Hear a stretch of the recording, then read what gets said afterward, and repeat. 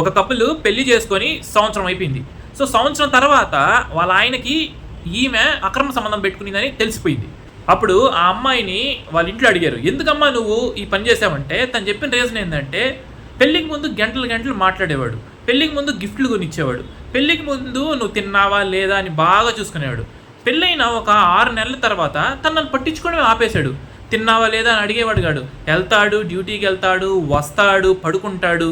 నన్ను అసలు బాగానే చూసుకోవట్లేదు, నన్ను కేరింగ్ చేయట్లేదు. అసలు నేను మాట్లాడదామని ప్రయత్నిస్తున్నా కూడా తనకి ఏదో ఇసుక్కుంటున్నాడు. వస్తాడు, పోతాడు, మళ్ళీ వస్తాడు, పోతాడు. అసలు నేను ఇంక ఎవరితో మాట్లాడాలి అని చెప్పింది. పెళ్ళికి ముందు అమ్మాయి మీద పెట్టే ఎఫర్ట్స్, అమ్మాయి అబ్బాయి మీద పెట్టే ఎఫర్ట్స్, పెళ్ళికి తర్వాత నిదానంగా సన్నగెళ్తుంది. అంత ఎఫర్ట్ పెట్టరు. మేబీ బోర్ కొట్టుండొచ్చు, ఆ అమ్మాయి నాదేలే, ఆ అబ్బాయి నావాడేలే, యాడికి వెళ్తారులే అనే కాన్ఫిడెన్స్ అవ్వచ్చు, వాట్ ఎవర్ ద రీజన్.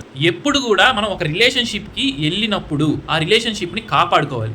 ప్రతిరోజు ఒక కపుల్ మాట్లాడుకోవాలి, ఏంటి తిన్నావా లేదా, ఏంటి నెక్స్ట్ ప్లాన్స్ ఏంటి, వీకెండ్ ప్లాన్స్ ఏంటి, ఒకరికి ఒకరు కాంప్లిమెంట్స్ ఇచ్చుకోవాలి. ఎటువంటి పరిస్థితుల్లో కూడా కమ్యూనికేషన్ గ్యాప్ అనేది ఉండకుండా చూసుకోండి. ప్రతిరోజు మాట్లాడాలి, అది చాలా ఇంపార్టెంట్. ఒకసారి మన రిలేషన్షిప్లోకి వచ్చిన తర్వాత కొన్నిసార్లు మనం తగ్గాల్సి వస్తుంది, కొన్నిసార్లు వాళ్ళకి ఏం కావాలో అడిగి తెలుసుకోవాలి. సో వాళ్ళకి మన ప్రేమ చూపించినప్పుడు ఆటోమేటిక్గా ఏ రిలేషన్షిప్ బ్రేక్ అవ్వదు.